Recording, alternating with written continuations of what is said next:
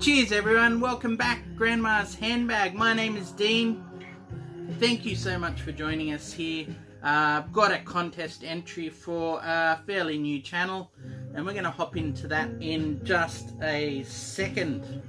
Actually, we're going to skip to one of the last questions in the contest entry because it's right up Grandma's alley, and that is, what's your favourite drink to drink while you're having a listen to some records? And just as an example, whiskey.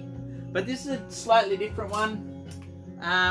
We've got the Lock and Aura, so Chivas Regal. This is their whiskey liqueur, 35% alcohol. So basically a Chivas Regal version of Drambuie. Slightly lower in alcohol, nicer, sweeter. Very nice tasting thing, and I don't mind putting that on the rocks. So we'll take that one first off. Blind Island. Isaac, cheers to you, good sir. Congratulations on your 100 subscribers. You're well beyond that now. A whiskey puts Grandma right in the zone for some good listening, and so this one goes out to you, sir. Lock and Aura, the Golden Lake. Indeed, beautiful. Alright, as mentioned, contest entry for Isaac over at the Blind Island. Again, congratulations, Isaac. Very well deserved. Great to see your channel growing there. You know, you're doing some great work there.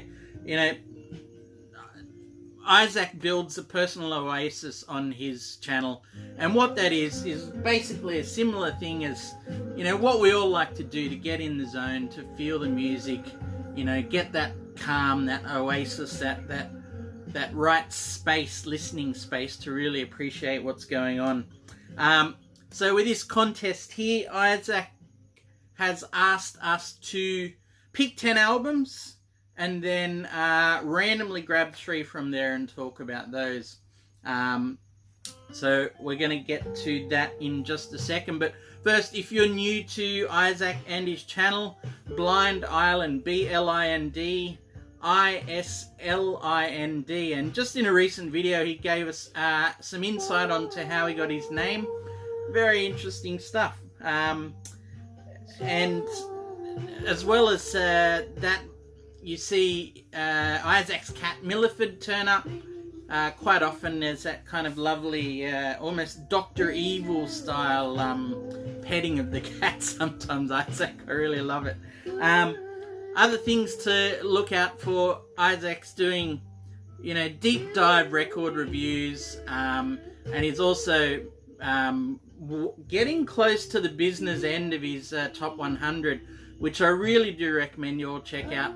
Nice, short, concise 5-album bursts, and he's set himself quite a challenge here with no more than 1 record per artist, so there's been some real good surprises and a lot of great stuff that I'm just being educated on. Incredible taste across such a wide range of stuff, you know, stuff from the past 2, 3, 4 years. We're talking 1950s country crooners, you know, female vocal jazz, just things from so many areas you wouldn't expect. Really good stuff. Recommend. Top 100, get on it, guys. Great viewing. Alright, so those 10 albums. I don't know if we're supposed to show them all, but I will. I'll do that quickly, hopefully. And then the idea is I'm going to pick 3 of these, and we'll see how we go from there. Should I be yelling these out at you? I guess long-term players have probably seen me show and crap on about these before.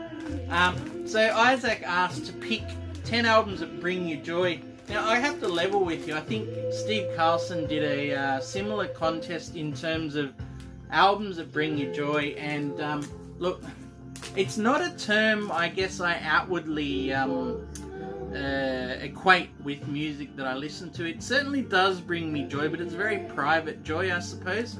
Not many of the albums I guess I associate very upbeat, positive joy or memories, which would equate to joy for me.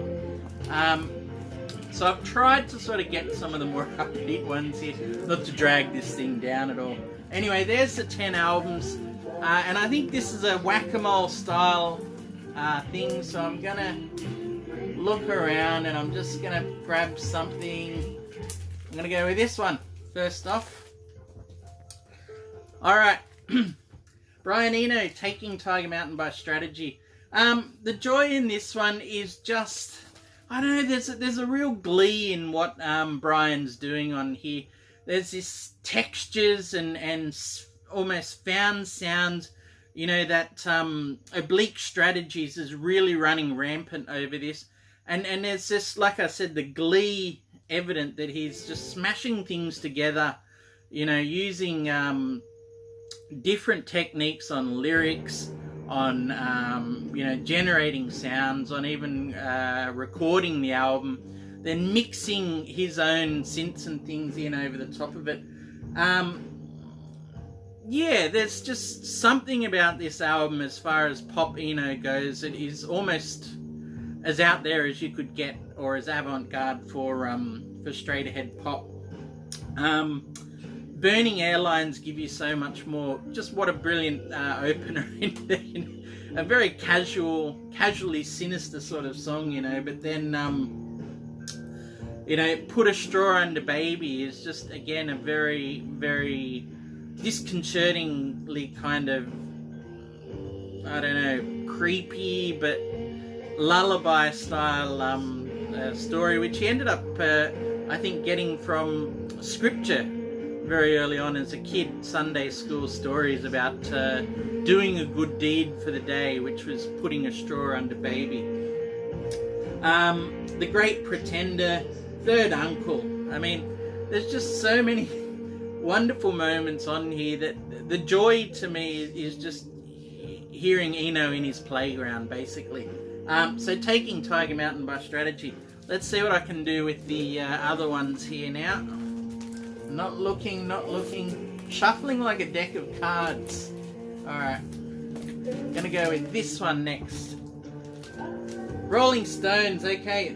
Their debut, their first album. This is a Japanese copy. Early 70s reissue. There's a Japanese insert there. And I think what I love about this is just kind of definitely the rawness. There's the ballsiness that these guys had. You know, you're coming from not from nowhere, but with little behind you, nothing to lose. You know, you're a gang of people. You're in this journey together, and they just give it every single thing they've got. Sure, the Beatles went across the bridge maybe a little before them on the way to go things, but, you know, I've said it before, this as a debut compared to the Beatles, maybe there is no comparison in a way, but this is something I've always gone for. It's just irresistible, basically, in its energy on there. You know, you got a couple of solo or one of their own songs on there, Tell Me to kick it off, but then all the covers, I'm a King Bee, Chuck Berry's Carol, Mona, Walking the Dog, just such a irresistible energy and joy I find in this album, you know. Makes it timeless for me. Love it. Third album, just having a bit of a shuffle again.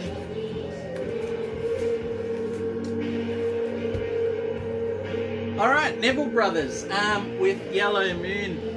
This isn't an obvious one for me. I suppose it's a more recent album I don't have a ton of history with. But I guess what stuck out to me with this was finding it, and I think Isaac does this as well. He seems to have quite a lot of albums where he's, you know, it's a shared listening experience with his wife and him. And I have to be honest, there's not an awful lot of music of mine that's done that. If I showed my wife a Brian Eno album, I think she'd just run screaming out the door and grab some earplugs.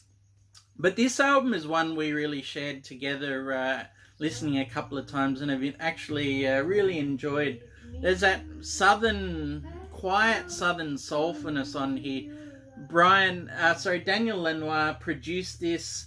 And it's just a great track listing to go with that kind of real swampy feeling, beautiful late 80s production here. A change is going to come. Lovely cover on there, which has even got Brian Eno singing backing vocals somehow. Then you've got at least two Dylan songs on here, with God on Our Side and the Ballad of Hollis Brown, which can sometimes be one of the best Dylan protest songs there is. But not only that, Will the Circle Be Unbroken on here. Just a really, I don't know if it's good to say underrated, but definitely an album that gives me a lot of good memories, the times I've spun it, and just puts you right in that zone, you know, with that production and feeling on there.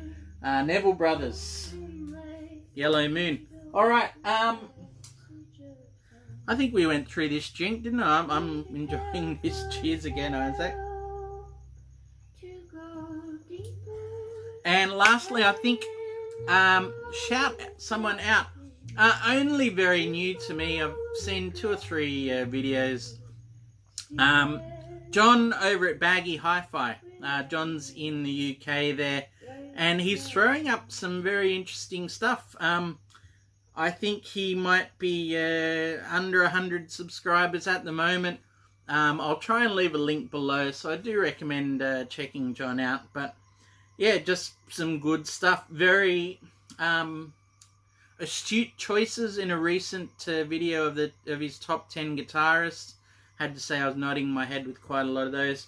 And just a nice guy to boot as well. So I really look forward to more. And I hope you guys can all check him out as well. I think that's it for me for the moment. Isaac, Blind Island, cheers again. Thank you for holding this contest. Can I say as well, I do love a good coffee, but I'll definitely count myself out from anything where you have to mail something as a prize, okay? I'm happy to let that go to someone else. Although it's a very tempting choice. A pound or 2 of fresh roasted coffee. Nothing smells better than that, I have to say. Cheers again, Isaac. Take care, everyone. If you haven't seen The Blind Island, go and have a look. I'm sure there's something there that you'll enjoy. Take care. Bye-bye.